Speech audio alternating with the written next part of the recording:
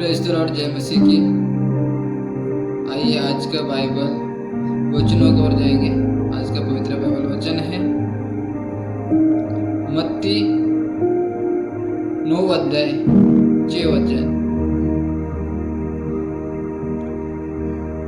पापों की क्षमा, परमेश्वर की दया और यीशु मसीह के अधिकार। परंतु इसलिए कि तुम जान लो कि मनुष्य के पुत्र को पृथ्वी पर पाप क्षमा करने का अधिकार है। उसने जोले के मारे हुए से कहा, उठ, अपनी काट उठा और अपने घर चला जा। अर्थात यीशु ने यह दिखाने के लिए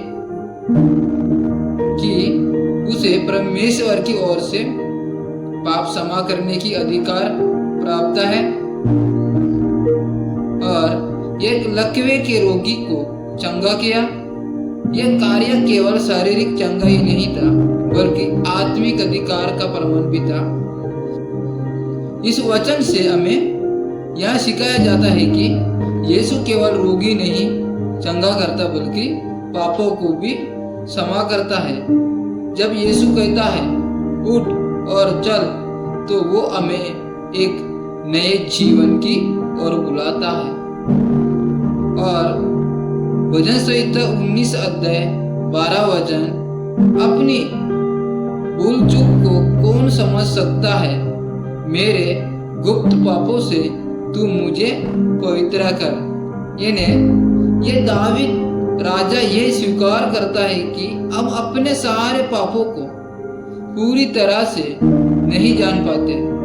कहीं पर हमें हमारे मन में या व्यवहार में अज्ञात या छिपे हुए पाप रहते हैं। इसलिए वो परमेश्वर से प्रार्थना करता है, हे प्रभु, तू मुझे मेरे छिपे पापों से भी शुद्ध कर।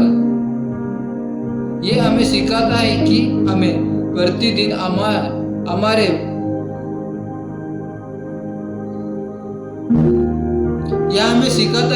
हमें प्रतिदिन परमेश्वर से आत्मिक शुद्धता मांगनी चाहिए।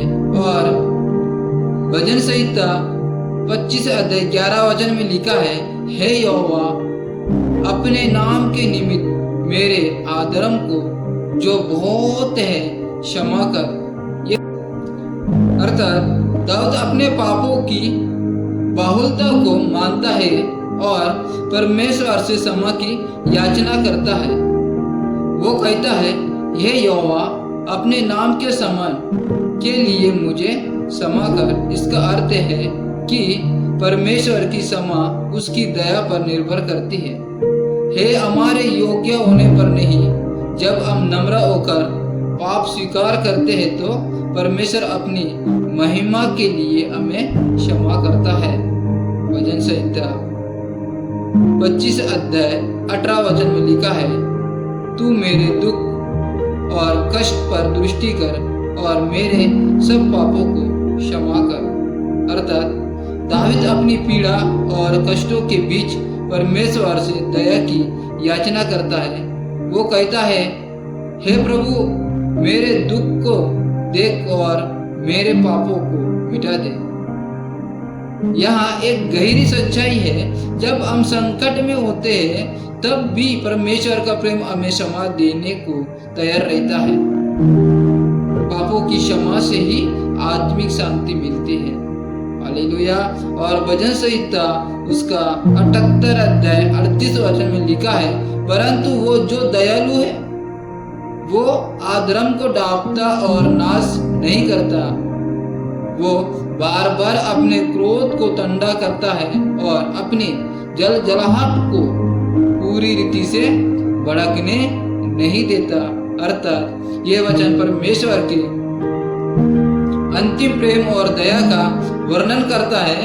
यद्यपि मनुष्य बार बार पाप करता है, फिर भी परमेश्वर हमारे अधर्म को ढांपता है, अर्थात क्षमा करता है, हमें नष्ट नहीं करता और बार बार हमें अपने क्रोध को रोक लेता है। यह दिखाता है कि परमेश्वर का हृदय दया से भरा है। वो चाहता है कि हम पश्चाताप करें और जीवन पाए, क्योंकि वो हमारे ऊपर दया करता है, प्रेम करता है। इसीलिए वो हमें एक अनुग्रह दिया है कि हम परमेश्वर की राहों पर चले, वो उसकी आराधना करे, उसकी महिमा करे। और पहले यूहन्ना उसका 1:9 में लिखा है, यदि हम अपने पापों को मान ले तो वो विश्वासी होगा और धर्मी है कि हमारे पाप क्षमा करे और हमें सब अधर्म से शुद्ध करे।